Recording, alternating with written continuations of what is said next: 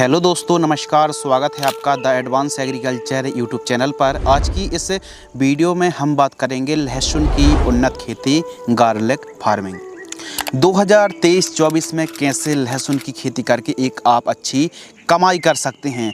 तो यदि आप भी अभी लहसुन की खेती करने की सोच रहे हैं या फिर खेती कर रहे हैं तो कौन कौन सी समस्याएं आ सकती हैं, कौन सी वैरायटी का चुनाव करना चाहिए, जो समस्याएं आएंगी उनका समाधान, चाहो थ्रिप्स हो, माइट्स हो या फिर जलेबी रोग हो या फिर कंद का उतना अच्छा विकास नहीं हो पाता है, या फिर जो गार्लिक है एक्सपोर्ट क्वालिटी का बनाने के लिए कब कितनी मात्रा पर हमको कौन सी खाद और उर्वरक का इस्तेमाल करना चाहिए, रासायनिक के लिए ऑर्गेनिक के लिए कौन कौन सी खादों का समावेश करना चाहिए, कीटनाशक फंगीसाइड का एक प्रकार से स्प्रेइंग किस प्रकार करना चाहिए, सही समय उन्नतशील किस्में कैसे आपको खेत की तैयारी करना चाहिए, और हाँ, जब आप बुआई करते हैं तो उस समय कौन सी खादों का प्रयोग करना चाहिए, यह जानना बहुत ज़्यादा ज़रूरी है, अनिवार्य है और इम्पोर्टेंट है। क्योंकि जब आप बुआई करते हैं, सोइंग करते हैं, तो उसी समय दोस्तों बहुत ज़्यादा ज़रूरी और इम्पोर्टेंट हो जाता है कि आपने कौन कौन सी खादों का प्रयोग किया है, कौन सी खादों का प्रयोग आपको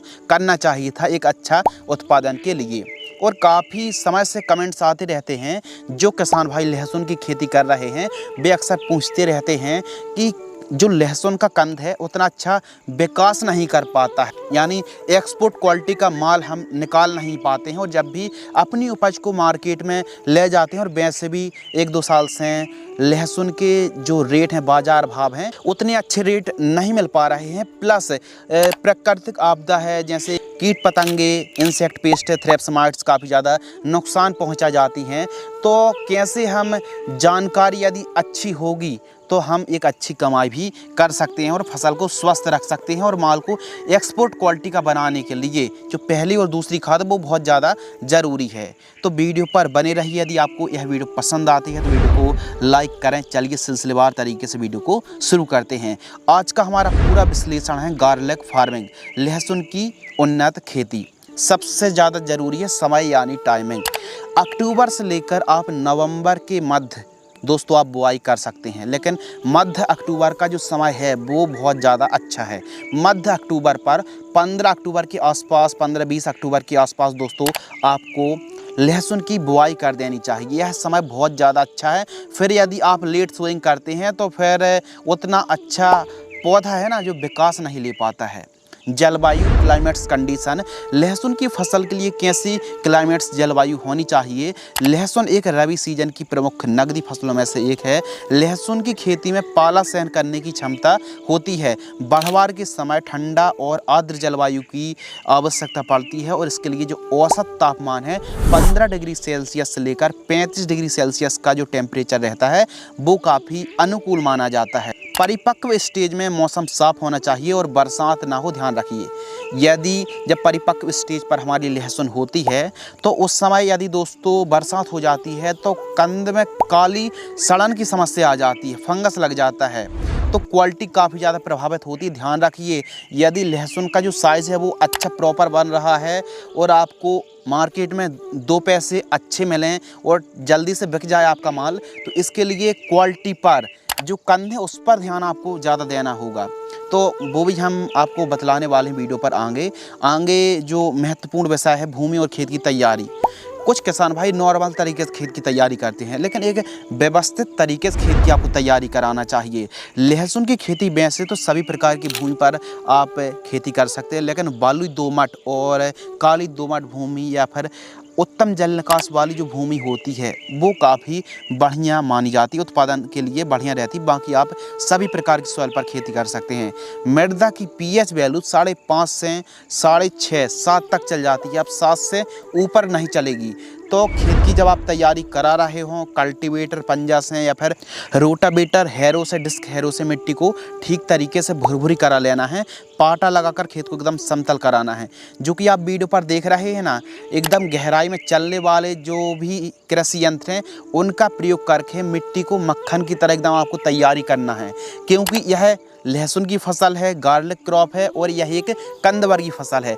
तो कंद वर्गीय फसलों पर मिट्टी पर जितनी अच्छे से आप खेत की तैयारी करेंगे दोस्तों, और BBF पद्धति से आप कैसे बुआई कर सकते हैं उसके बारे में भी हम वीडियो पर आगे जानने वाले हैं। तो इस प्रकार खेत की तैयारी बहुत अच्छी तरीके से आपको करना है। ऐसा नहीं है कि बिल्कुल हल्की जुताई आपने करा दी, नहीं दोस्तों, बल्कि आपको अच्छी जुताई, अच्छी प्लोविंग आपको करना चाहिए। पाटा लगाकर एकदम खेत को समतल करा लीजिए और खेत की तैयारी करते समय 2 ट्रॉली गोबर की खाद जरूर प्रयोग करें। 2 ट्रॉली गोबर की खाद और 50 किलोग्राम जिप्सम, इनको मिक्स करना है और ठीक तरीके से खेत में ब्रॉडकास्ट कर देना है। उसके बाद यदि आप हैरो या फिर रोटावेटर से ठीक तरीके से खेत की तैयारी कराएंगे तो जो एसएसपी है या फिर जो भी जिप्सम है वो खेत पर ठीक तरीके से मिल जाएगा, मिट्टी पर ठीक तरीके से मिल जाएगा। तो इस हिसाब से गोबर की खाद और 50 किलोग्राम जिप्सम, क्योंकि क्वालिटी एक टेस्ट अच्छा बनाने के लिए आपकी लहसुन की फसल पर सल्फर की आपको पूर्ति करनी पड़ेगी और अच्छे से पूर्ति हो तो इसके लिए जिप्सम सस्ता होता है, बहुत अच्छी क्वालिटी का होता है। 50 किलोग्राम 1 एकड़ में बहुत है और बहुत सस्ता होता है। तो जिप्सम प्रयोग आप ज़रूर करें और यदि आपको रिजल्ट ना मिले तो अगली साल से आप जिप्सम का बिल्कुल भी प्रयोग ना करें। तो ध्यान रखिए इस बात का। इसके अलावा बात करते हैं बेसल डोज। अब बेसल डोज हमने 2 पैटर्न पर, 2 भागों पर बेसल डोज को बांटा है। एक फर्स्ट कॉम्बिनेशन है और सेकंड कॉम्बिनेशन, जो आपको अच्छा लगे उसका आप प्रयोग कर सकते हैं। फर्स्ट जो कॉम्बिनेशन है बहुत अच्छा है दोस्तों। यदि आप बुआई के समय इन खादों का प्रयोग करेंगे, इस साल आप ज़्यादा में प्रयोग नहीं करना चाहते ना, तो 1 एकड़ में इस कॉन्सेप्ट को, इस विश्लेषण का आप अप्लाई करके देखिए। इस बेसल डोज का यदि आप प्रयोग करके देखिए 1 एकड़ में, तो कम से कम डेमो के रूप में आप दोनों खेतों को कंपेयर करके देखें। जिसमें यह कॉम्बिनेशन आप देंगे तो उसका उपज एकाएक बढ़ जाएगा और क्वालिटी भी काफ़ी अच्छी आने वाली है। तो इसीलिए बेसल डोज बहुत ज़्यादा ज़रूरी होता है, अच्छा होता है। प्राइमरी न्यूट्रिएंट में इन खादों का प्रयोग करें। पहला जो कॉम्बिनेशन है DAP di ammonium phosphate 1846 50 kilogram लेना, 50 किलोग्राम से ज़्यादा नहीं लेना 1 एकड़, और संपूर्ण जानकारी प्रति एकड़ की दर से साझा करेंगे। MOP म्यूरेट ऑफ पोटास 60% वाली 30 किलोग्राम। बेंटोनाइट सल्फर आपको लेना है। जी हाँ दोस्तों, सल्फर आपको WDG फॉर्म वाली नहीं बल्कि बेंटोनाइट सल्फर लेना है 10 किलोग्राम। कार्बोफ्यूरॉन 3% CG फॉर्म में आता है 5 किलोग्राम लेना है और इसके साथ यूरिया खाद लेना है 15 किलोग्राम। लेकिन ध्यान रखिए DAP को आप सल्फर के साथ मत मिलाइए।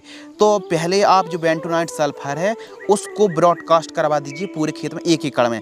बाकी इन सभी खादों को मिक्स करना है और यूरिया भी हम इसमें इंक्लूड करा रहे हैं। यूरिया यदि बुआई के समय आप प्रयोग करेंगे तो उसके रिजल्ट हम बोल रहे हैं डेमो के रूप में आप प्रयोग करके देखिए इस कॉम्बिनेशन का। यदि रिजल्ट अच्छा ना मिले तो चैनल को अनसब्सक्राइब कर देना, वीडियो को डिसलाइक कर देना और एक कमेंट भी छोड़ देना वीडियो के एंड में। तो यह जो फर्स्ट कॉम्बिनेशन है यह एकदम प्रैक्टिकली जानकारी साझा कर रहे हैं। यह जानकारी सभी कोई किसानों के साथ शेयर करना नहीं चाहता है। यह था फर्स्ट कॉम्बिनेशन। लेकिन जिप्सम और गोबर खाद बुआई के समय आप ज़रूर प्रयोग करें और उसी समय जब खेत की तैयारी कर रहे हो, सोइंग कर रहे हो, तो DAP, MOP, bentonite sulphur, carbofuran, urea, इनका प्रयोग आपको जरूर करना चाहिए प्रति एकड़ की दर से। सेकंड जो कॉम्बिनेशन है इसमें NPK 12-32-16 किलोग्राम ली है और SSP पाउडर फॉर्म वाली सिंगल सुपर फास्फेट खाद 50 kilogram, bentonite sulphur 10 kilogram, Regent GR दानेदार इंसेक्टिसाइड 5 किलोग्राम, इनका भी यदि आप मिक्स करके प्रयोग करेंगे 1 एकड़ में तो इसके रिजल्ट भी आपको अच्छे मिलेंगे। सल्फर को अकेला ही इस्तेमाल आपको करना चाहिए, पहले कर लीजिए, फिर आप 2 घंटे बाद इन खादों को आप दे करके बुआई कर सकते हैं। तो इस हिसाब से खेत की तैयारी करना चाहिए। बेसल डोज जो पहला कॉम्बिनेशन था वो बहुत ज़्यादा अच्छा था, इनका प्रयोग करें। अब बात करते हैं अगले टॉपिक के बारे में, उन्नतशील किस्में। तो भारत में 2-3 किस्में सबसे ज़्यादा लगाई जाती हैं। एक तो ऊटी लहसुन लगाई जाती है, G2 वैरायटी को लगाई जाती है, देसी लहसुन, इन वैरायटी को सबसे ज़्यादा लगाया जाता है। लेकिन ऊटी लहसुन और G2 लहसुन ये काफ़ी ज़्यादा प्रचलन में है। एक्सपोर्ट क्वालिटी के लिए भी जो माल को बाहर भिजवाने के पर्पज़ से खेती की जाती है अच्छे रेट के लिए, यह ऊटी लहसुन और G2 लहसुन को लगाया जाता है। बाकी आप एग्री फाउंड वाइट को लगा सकते हैं। इसके अलावा G282 लहसुन को लगा सकते हैं, एग्री फाउंड वाइट को लगा सकते हैं और नंबर 5 पर है G282 लहसुन को भी आप लगा सकते हैं, 8282 जैसी किस्मों को आप लगा सकते हैं। तो भारत में ऊटी लहसुन, G2 लहसुन, यह वैरायटी काफ़ी ज़्यादा लगाई जाती हैं। बाकी इन किस्मों को भी आप लगाएंगे तो अच्छे ही रिजल्ट आपको मिलने वाले हैं। ध्यान रखिए, जब भी आप लहसुन की खेती कर रहे हैं तो लोकल से आप ख़रीद के मत लीजिए और उसको मत लगाइए। जो लोकल पर मार्केट पर माल मिलता है, लहसुन का सीड्स मिलता है, उसको मत ख़रीदिए। जहाँ से भी यह वैरायटी मिलती है, ऊटी लहसुन है, G2 लहसुन है, इनको ही आपको लगाना चाहिए। क्योंकि मार्केट से जो आप लहसुन खाने के पर्पज़ से ख़रीदते हैं, उसको बुआई के पर्पज़ से यूज मत कीजिए। जो प्रॉपर दोस्तों सोइंग के लिए जो वैरायटी होती हैं, उन्हीं को आपको लगाना चाहिए। वो थोड़ा सा महंगी होती हैं, लेकिन उसी को आपको लहसुन को लगाना चाहिए। बीज उपचार करना बहुत ज़्यादा ज़रूरी है। यदि आप बीज उपचार करेंगे, सीड्स ट्रीटमेंट करेंगे, तो इसके अनेक फ़ायदे हैं। लहसुन का बीज जो है खाली जगहों पर लंबे समय तक रखा रहता है, जिसके कारण कई प्रकार की फंगस का प्रकोप देखने के लिए मिलता है। तो यह आपको ध्यान में रखना चाहिए। लेकिन बीज उपचार करने से एक्सपोर्ट जो क्वालिटी का माल बनता है, अंकुरण अच्छा होता है, जर्मिनेशन भी काफ़ी बढ़िया देखने के लिए मिलता है, डंपिंग ऑफ की समस्या नहीं आती है, रूट रॉट की समस्या नहीं आती है, जड़ में फंगस नहीं लगते हैं। इसके अलावा फसल हरी भरी रहती है और क्लोरोफिल की मात्रा भी इंक्रीज होती है, जड़ों का अच्छा विकास होता है और बीज में सड़न और गलन की समस्या नहीं आती है। तो इन बातों को आपको ध्यान रखना चाहिए। यदि आप बीज उपचार करेंगे तो इसके प्रैक्टिकली आप डेमो के रूप में 1 एकड़ में या फिर आधे खेत पर आप बीज उपचार करके लहसुन को लगाइए और आप आधी जगह पर बिना बीज उपचारित किया हुआ सीड्स को लगा कर देखिए। आपके सामने खुद रिजल्ट आ जाएगा। जब आपका उत्पादन देखने के लिए मिलेगा, जब आपकी उपज जैसी भी रहेगी वो आपकी आंखों के सामने होगी। तो बीज उपचार करना बहुत ज़्यादा ज़रूरी है और बीज उपचार करने के अपने ही फ़ायदे होते हैं। अब बीज उपचार कई फंगीसाइड से किया जा सकता है, लेकिन एक अच्छा रिजल्ट बीज उपचार करने के बाद देखिए, खर्च लगेगा, मेहनत लगेगी, श्रम लगेगा और आपकी पूंजी भी लगने वाली है। तो देखिए दोस्तों, इसके लिए रिजल्ट अच्छे मिलने चाहिए, वरना बीज उपचार भी कर लिया, पैसे भी लग गए और रिजल्ट भी ना मिले। तो इसके लिए 2 ऑप्शन हम बतलाते हैं। एक तो आता है BASF कंपनी का झेलोरा फंगीसाइड, जो लगातार 4-5 सालों से अच्छा काम करता आ रहा है, 3-4 सालों से बहुत अच्छा काम करता आ रहा है। तो 300 ml झेलोरा फंगीसाइड में 2 लीटर आपको पानी मिलाना है। इससे 100 किलोग्राम बीजों को आप उपचारित कर सकते हैं। अब BASF कंपनी की झेलोरा फंगीसाइड में पायराक्लोस्ट्रोबिन और थायोफेनेट मिथाइल का कॉम्बिनेशन है। इस कॉम्बिनेशन से बीज उपचार आप कर सकते हैं।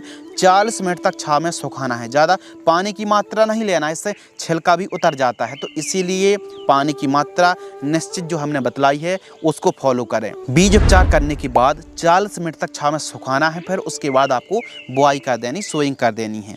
इसके अलावा बायर कंपनी की एवरगोल्ड एक्सटेंड जो फंगीसाइड आती है, इससे भी आप बीज उपचार कर सकते हैं। 100 किलोग्राम बीजों को 100 ml एवरगोल्ड लेना है और आपको 1.5 लीटर पानी में मिला करके बीज उपचार करके आपको सोइंग करनी चाहिए, बुआई करनी चाहिए।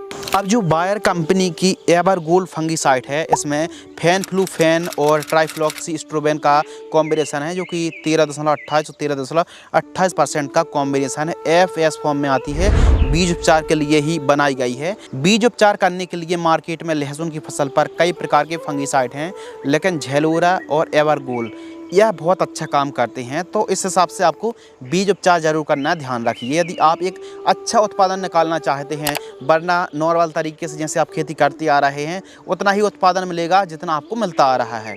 आगे बढ़ते हैं। प्रति एकड़ सीड्स, 1 एकड़ में यदि आप आधुनिक तरीके से, वैज्ञानिक तरीके से खेती करते हैं तो 150 किलोग्राम से लेकर 200 किलोग्राम सीड्स की रिक्वायरमेंट पड़ने वाली, यानी अधिकतम आप मान लीजिए 200 किलोग्राम, लेकिन 150, 160 और अधिकतम 170 किलोग्राम ही सीड्स लगता है। जब भी 1 एकड़ में आप खेती कर रहे हैं तो 5-10 किलोग्राम सीड्स को थोड़ा सा एक्स्ट्रा ही खरीद के लाइए। इस प्रकार आपको सोइंग करनी चाहिए। 1 एकड़ में 150 से 200 किलोग्राम सीड्स लगेगा। सीड्स रेट बहुत ज़्यादा ज़रूरी है, तो उपयुक्त बताई गई किस्मों का ही आपको सीड्स का चुनाव करना चाहिए।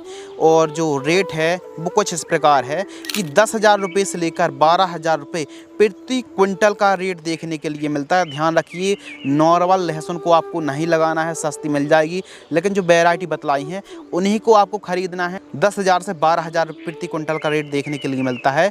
और हमने 2 क्विंटल भी लगाए तो 12 दूनी 24,000, 20-22,000 रुपये, 24,000 रुपये खर्च तो केवल लहसुन की फसल पर सीड्स में ही चला जाता है। लहसुन की फसल पर रोपण और डिस्टेंस, किस प्रकार आपको रोपण करना चाहिए, किस प्रकार आपको दूरी रखना चाहिए, यह जानना भी बहुत ज़्यादा ज़रूरी है।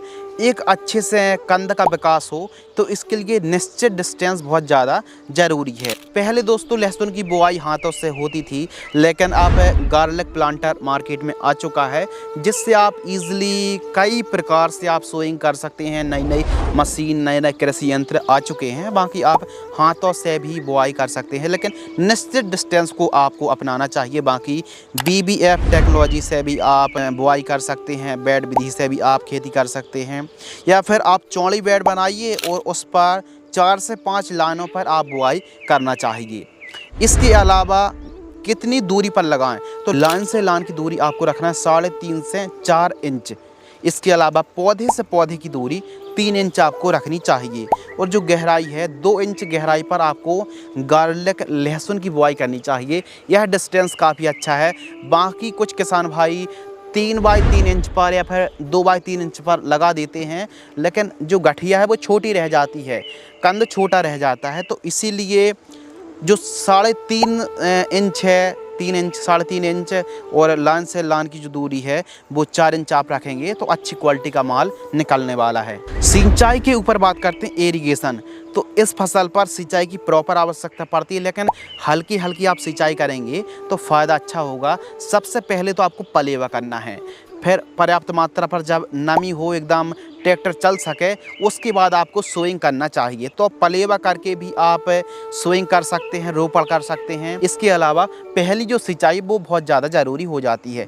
पलेवा करने के बाद सोइंग करें। पहली जो सिंचाई है 7 से 10 दिन के आसपास की फसल होती है रोपण से, तो पहली सिंचाई करें। सेकंड सिंचाई लगभग 25 से 27 दिन की फसल होती है। इसी प्रकार 10 से 12 दिनों की अंतराल रखकर आप सिंचाई करना चाहिए। और सिंचाई स्प्रिंकलर से नहीं, मज़ा नहीं आएगा। इसके लिए आप फ्लैट एरिगेशन से ओपन फील्ड, जैसे आप गेहूं की सिंचाई करते हैं ना, एकदम पानी को खोल करके, उस प्रकार फ्लैट एरिगेशन को अपनाइए। और 1 एकड़ पर आप प्रॉपर दोस्तों क्यारियाँ बनाइए, 7 से 8 क्यारियाँ बनाइए, उन पर सिंचाई करिए। इससे क्या होगा कि सिंचाई करने में आसानी होगी और फसल एक अच्छी बढ़वार लेगी। तो सिंचाई करने का तरीका सबसे बेस्ट है फ्लैट एरिगेशन। तो इस हिसाब से 10 से 12 दिनों के अंतराल पर आपको सिंचाई करना चाहिए। पहली सिंचाई थोड़ा जल्दी भी कर सकते हैं ताकि अंकुरण और जर्मिनेशन प्रॉपर अच्छे से हो जाए।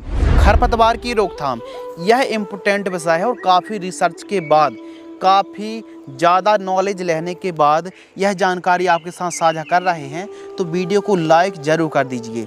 देखिए, खरपतवार की रोकथाम के लिए जैसे MP पर ज़्यादातर निराई गुड़ाई ही की जाती है। कुल्पा या फिर पंजा की मदद से खरपतवार को बाहर निकाला जाता है।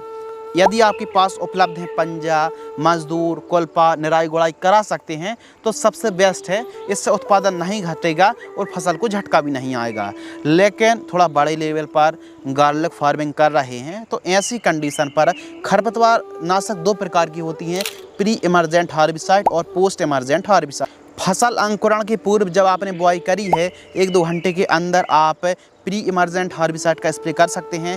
पेंडामेथालिन 30% जो EC आती है 15 लीटर पानी में 100 ml, या फिर 1 एकड़ में 200 से 300 लीटर पानी में 1 लीटर पेंडामेथालिन का आप स्प्रे कर सकते हैं। तो प्री इमरजेंट हार्बिसाइड उतना अच्छा रिजल्ट नहीं देती है क्योंकि किसानों के फीडबैक उतने अच्छे नहीं मिले हैं।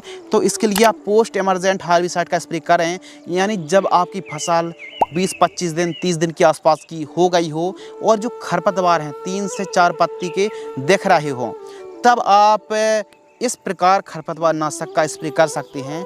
जैसे अदामा इंडिया कंपनी की डेकल खरपतवार नाशक आती है, 300 ml 200 लीटर पानी में घोल करके स्प्रे आप कर सकते हैं। यह जो खरपतवार नाशक है चौड़ी पत्ती और सकड़ी पत्ती के खरपतवार को कंट्रोल करती है। यह एक प्रकार की सेलेक्टिव हार्बिसाइड है। इसमें प्रोपाक्विजाफॉप 5% और ऑक्सीफ्लोरोफेन 12% ईसी फॉर्म में आती है। तो अदामा इंडिया कंपनी की डेकल खरपतवार नाशक का स्प्रे आप कर रहे हैं, कब करें? जब खरपतवार 3 पत्ती 4 पत्ती तक के दिख रहे हों, तब आप स्प्रे कर सकते हैं। तो ध्यान रखिए, डेकल चौड़ी पत्ती और सकड़ी पत्ती के खरपतवार को कंट्रोल करती है। लेकिन आपको ध्यान रखना है दोस्तों कि पोस्ट इमरजेंट हार्बिसाइड या फिर कोई भी खरपतवार नाशक का स्प्रे कर रहे हैं तो फसल को झटका आता है। तो इसके लिए एक रिकवरी बूस्टर डोज भी बतलाने वाले हैं, तो वीडियो पर बने रहना है। अब आप चाहें तो केवल लहसुन की फसल पर चौड़ी पत्ती के खरपतवार हैं तो डाउ की गोल के नाम से आती है, यानी ऑक्सीफ्लोरोफेन 23.5% ईसी 100 से 150 ml की दर से 1 एकड़ में आपको स्प्रे करना 200 लीटर पानी में घोल करके, जब 3-4 पत्ती खरपतवार दिख रहे हो। यदि दोस्तों आपको लग रहा है कि लहसुन की फसल पर केवल सकड़ी पत्ती के खरपतवार हैं, तो ऐसी कंडीशन पर टर्गा सुपर यानी क्विजालाफॉप इथाल 5% ईसी का स्प्रे कर सकते हैं। का आप स्प्रे कर सकते हैं। फेनॉक्स फैन पी इथाइल 9.3% ईसी का स्प्रे कर सकते हैं। इसके अलावा अदामा इंडिया कंपनी की एजेल यानी प्रोपाक्विजाफॉप 10% ईसी का स्प्रे कर सकते हैं। इन तीनों में से कोई एक 250 ml 200 लीटर पानी घोल करके आप स्प्रे कर सकते हैं। लेकिन दोस्तों आपको लग रहा है चौड़ी और सकड़ी दोनों पत्ती के खरपतवार हैं, तो अदामा की डेकल भी स्प्रे कर सकते हैं। और आपको डेकल खरपतवार नाशक नहीं मिल रही है तो चौड़ी पत्ती की डाउ की गोल ले लीजिए या फिर ऑक्सीफ्लोरोफेन ले लीजिए, और सकड़ी पत्ती के लिए कोई भी टर्गा सुपर, बेप सुपर या फिर अदामा की एजल कोई एक का स्प्रे आप इन दोनों को मिक्स करके स्प्रे कर दीजिए। लेकिन ध्यान रखिए, सकड़ी पत्ती के लिए जो खरपतवार नाशक बतलाए हैं, 3 में से कोई एक लेना है, ध्यान रखिए। लहसुन की फसल पर आप खरपतवार नाशक का स्प्रे करेंगे तो फसल को झटका आएगा, तो झटका ना आए तो पहले आपको सिंचाई कर लेना है। और एक फसल को रिकवरी बूस्टर जो डोज कॉम्बिनेशन है कुछ इस प्रकार है। जब फसल लगभग खरपतवार नाशक स्प्रे करने के 10 दिन 8-10 दिन हो गए हों तो NPK 19-19-19 100 ग्राम लेना है। सागरिका लिक्विड 40 ml, रैपी ग्रो आपको लेना है दोस्तों 40 ml, और सिलिकॉन चिपको 5 ml 15 लीटर की दर से आप घोल करके स्प्रे कर दीजिए। ध्यान रखिए, जब भी लहसुन की फसल पर आप स्प्रे कर रहे हैं, छिड़काव कर रहे हैं दोस्तों, तो सिलिकॉन चिप को मिलाकर स्प्रे करें ताकि जो घोल है वो प्रॉपर पत्तों पर चिपक सके। तो इस हिसाब से खरपतवार को आप कंट्रोल कर सकते हैं। लेकिन आपको समस्या आ रही है, एकदम समझ में नहीं आ पाया मान लो, तो आप कमेंट करें। ऐसा नहीं कि बिल्कुल कुछ समझ में नहीं आया और आपने लिया दवाई खरपतवार नाशक को स्प्रे कर दी। यदि कोई चीज़ समझ में नहीं आ पा रही, देखो समझाया तो हमने बिल्कुल स्टेप बाय स्टेप, लेकिन फिर भी बात यदि समझ में ना आए तो कमेंट्स में आप सवाल पूछ सकते, कोई दिक्कत की बात नहीं है। बात करते हैं स्प्रेइंग शेड्यूल। अब देखिए, लहसुन की फसल पर कुछ गिनी चुनी बीमारी आती हैं लेकिन बहुत ज़्यादा घातक हैं, उपज को और क्वालिटी को प्रभावित करने का पूरा मादा रखती हैं। तो आइए बात करते हैं कौन सी समस्या हैं, उनका इलाज उपाय क्या है। प्रमुख रूप से थ्रिप्स का प्रकोप देखने के लिए मिलता है। एफिड जैसिड, सफ़ेद मक्खी, सुंडी, ball worm, white grub, purple blotch, powder mildew, पीलापन, पत्ते सूखने की समस्या आती है ऊपर साइड से। जलेबी रोग, थ्रिप्स, माइट्स, इनका प्रकोप कुछ ज़्यादा देखने के लिए मिलता है। जो जड़ों को काटने वाला सफ़ेद जो कीड़ा होता है वाइट ग्रब, उसके लिए हमने बुआई के समय ही रिजेंट या फिर कार्बोफ्यूरॉन का प्रयोग करवा लिया था। तो इस हिसाब से बीमारी कितनी आती हैं। अब बीमारी तो कई हैं, इनका सटीक उपाय इलाज क्या है इसके बारे में भी जानना उतना ही बहुत ज़्यादा ज़रूरी है। तो स्प्रे जो फर्स्ट स्प्रे है 35 से 40 दिन के आसपास की फसल होती है तो घरडा कंपनी की पुलिस 10 ग्राम, इमीडाक्लोप्रिड है और फिप्रोनिल का कॉम्बिनेशन है 40-40%, WG फॉर्म में आती है 10 ग्राम लेना है। और बायर कंपनी की एंट्राकॉल 40 ग्राम जिसमें प्रोपिनेप 70% है, WP फॉर्म में आती है। प्रूफेक्स सुपर, इसमें profenofos 40% plus cypermethrin 4% EC combination है, 30 ml ले लीजिए। इन तीनों को मिक्स करके सिलिकॉन चिप को मिलाकर स्प्रे कर दीजिए। शानदार आपको रिजल्ट देखने के लिए मिलेंगे। ना कोई थ्रिप्स का प्रकोप होगा, ना कोई बॉल वर्म, इल्ली, सेमिलूपर्स या फिर चूसने और चबाने वाले कीटों का प्रकोप नहीं होगा। लेकिन आपको लग रहा है कि हमारी 25 दिन की फसल में ही कीटों का प्रकोप है, तो फिर इस कॉम्बिनेशन का जो डोज के दिन हैं उसको आप कम भी कर सकते हैं। जो हमें 35-40 होता है उसको आप 10 दिन भी पहले स्प्रे कर सकते हैं यदि कीटों का प्रकोप दिख रहा है तो। सेकंड स्प्रे 60 से 65 दिन के आसपास की फसल होती है तो डाव एग्रोसाइंस की डेलीगेट, इसमें स्पाइनोटोरम 11.7% SC का कॉम्बिनेशन आता है 15 ml। सिजेंटा कंपनी की कराटे इंसेक्टिसाइड लैम्डा साइलोथ्रीन आपको लेना है 30 ml। सिजेंटा कंपनी की एमिस्टार टॉप फंगिसाइड 20 ml। इन तीनों को मिक्स करके 15 लीटर की दर से आपको घोल करके स्प्रे करना चाहिए। जानकारी प्रति एकड़ की दर से बतलाई है और जो पंप डोज बतलाया वो 15 लीटर की दर से बतलाया है। तो इस हिसाब से दोस्तों आपको स्प्रेइंग शेड्यूल चलाना चाहिए। अब कुछ किसान भाई कहते हैं कि जानकारी बीघा के हिसाब से दीजिए, तो देखिए हर एक जगह पर बीघा अलग अलग होता है, तो इसीलिए एकड़ के हिसाब से जानकारी साझा कर रहे हैं और एक एकड़ में 43,560 स्क्वायर फीट होते हैं। तो इस हिसाब से फर्टिगेशन शेड्यूल के ऊपर भी हम बात कर लेते हैं। तो जो खाद का शेड्यूल है, यदि हम प्रॉपर दोस्तों प्राइमरी न्यूट्रिएंट बुआई के समय अच्छी खादों का प्रयोग करेंगे तो पैदावार अच्छी मिलेगी।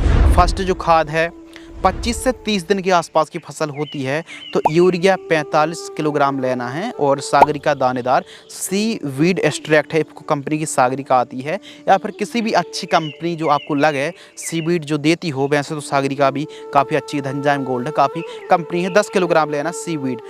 माइक्रो न्यूट्रिएंट सूक्ष्म पोषक तत्व युक्त खाद 5 किलोग्राम लेना है। इन तीनों को ठीक तरीके से मिक्स कर लेना है। पहले निराई गुड़ाई करिए, 2 दिन की तेज़ धूप लगाइए, फिर उसके बाद खाद देकर सिंचाई करिए, रिजल्ट अव्वल नंबर के प्राप्त होंगे।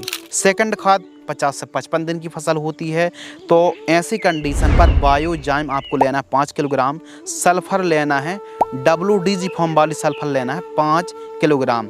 यूरिया लेना है 45 किलोग्राम। लहसुन की फसल पर लहसुन की क्वालिटी और टेस्ट बढ़ाने के लिए सल्फर का प्रयोग आपको ज़रूर करना है और यह एक कंद वर्गीय फसल है और आप सल्फर की पूर्ति करेंगे। सल्फर के कई फ़ायदे होते हैं, इसकी जानकारी चैनल पर पहले से उपलब्ध है, आगे बढ़ते हैं। तो इनको मिक्स करके प्रति एकड़ की दर से आपको प्रयोग करना चाहिए। तो इस हिसाब से केवल 2 खाद देने की, 2 कॉम्बिनेशन देने की आवश्यकता है। बात करते हैं उत्पादन। तो जो लहसुन का जो उत्पादन है दोस्तों, यदि आप प्रॉपर केयर करेंगे, देखभाल करेंगे, सफलतम तरीके से आधुनिक यदि आप टेक्नोलॉजी का इस्तेमाल करके खेती करेंगे तो आपको 55 से लेकर 60 क्विंटल तक आप एक एकड़ से पैदावार निकाल सकते हैं। अब देखो भूमि वैरायटी के हिसाब से, क्लाइमेट्स कंडीशन के हिसाब से उत्पादन कम और ज़्यादा भी हो सकता है। वही वैरायटी आपने लगाई, वही वैरायटी दूसरे गांव वाले ने लगाई, हो सकता है उत्पादन का डिफरेंस आ जाए। कैसे आप पोषक तत्वों की पूर्ति कर रहे हैं, कौन सी खाद, कौन सी दवाओं का इस्तेमाल कर रहे हैं, फसल की केयर कैसे कर रहे हैं, कैसी आप देखभाल कर रहे हैं, यह सभी फैक्टर पर उत्पादन काफ़ी ज़्यादा डिपेंड करता है। अब उत्पादन घट भी सकता है और बढ़ भी सकता है। बाज़ार भाव अब पिछले 2 सालों से किसान भाइयों को उतने अच्छे रेट देखने के लिए नहीं मिल पा रहे हैं। तो देखिए उतनी अच्छी कमाई हमारे किसान भाई लहसुन की फसल से नहीं कर पा रहे हैं। एक एवरेज 5,000 रुपये से लेकर 10,000 रुपये तक प्रति कुंटल का रेट देखने के लिए मिलता है। अब दोस्तों देखिए बाज़ार भाव को लेकर आप कमेंट्स मत कीजिए, क्योंकि सभी किसान भाइयों को पता है रेट कम चल रहे हैं। रेट जब अच्छे मिलें तब आप अपनी क्वालिटी को, अपनी उपज को मार्केट में बेच सकते हैं। तो इस बात का आपको ध्यान रखना चाहिए। एक अच्छा उत्पादन अगर होगा, बाज़ार भाव अच्छे मिलेंगे तो आपको आमदनी भी बहुत अच्छी होने वाली है। लाइफ साइकिल 120 से 125 दिन में जो लहसुन की फसल वो तैयार हो जाती है, 130 दिन तक का समय लग जाता है। लागत यानी एक एकड़ में कितनी कॉस्ट लगने वाली है, तो कम से कम 50,000 रुपये से लेकर 60,000 रुपये के आसपास एक एकड़ में लागत लग जाती है। और जो मुनाफा है सभी लागत को काटकर आप एक एकड़ से 1.5 लाख रुपये से लेकर 2 लाख रुपये तक कमाई कर सकते हैं। बशर्ते रेट अच्छा होना चाहिए, उत्पादन अच्छा होना चाहिए और जो आपकी उपज है एक अच्छी क्वालिटी की रहेगी तो बाज़ार भाव में भी बाज़ार में एक अच्छे दाम आपको देखने के लिए मिलेंगे। मार्केटिंग करने में कोई समस्या नहीं आएगी। तो हमारे हाथों पर जितना है कि अच्छी उपज निकालें, अच्छे से फसल को तैयार करें और जब अच्छे रेट मिलें तब आप अपनी उपज को बेच सकते हैं। हो सकता है आपका जो मुनाफा है लागत काटकर बहुत कम भी हो सकता है और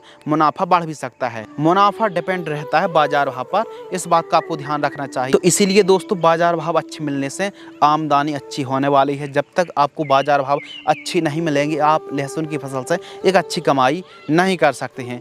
कुछ किसान भाई लहसुन की खेती मल्चिंग पेपर में कर रहे हैं, तो क्या लहसुन वैसे भी कम रेट पर बिक रही है?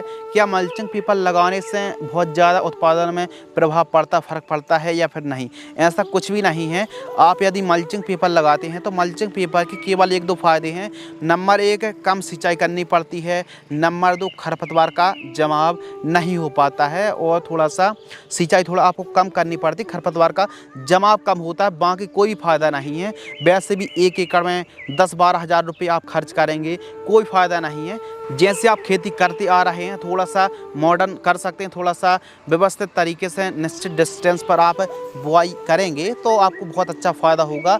बाकी ड्रिप आप लगा सकते हैं। मल्चिंग पेपर लगाने से कोई उत्पादन में ज़्यादा वृद्धि नहीं होती है, कोई ज़्यादा आपको फ़ायदा नहीं होता है, उल्टा आपको लागत ज़रूर लग जाएगी मल्चिंग पेपर की 1 एकड़ में 10-12 हज़ार रुपये। तो इन सभी बातों को ध्यान में रख के यदि आप गार्लिक फार्मिंग करते हैं, लहसुन की खेती करते हैं, तो बहुत अच्छी क्वालिटी की लहसुन को आप मार्केट में बेच सकते हैं, भेज सकते हैं। यदि आपको यह वीडियो पसंद आती है तो वीडियो को लाइक करें। इतनी मेहनत के लिए वीडियो को लाइक करना, वीडियो को सब्सक्राइब करना तो दोस्तों बनता है। मिलते ही इसी प्रकार के कृषि कार्य जुड़ी एक और महत्वपूर्ण वीडियो के साथ। धन्यवाद, नमस्कार, जय हिंद, वंदे मातरम।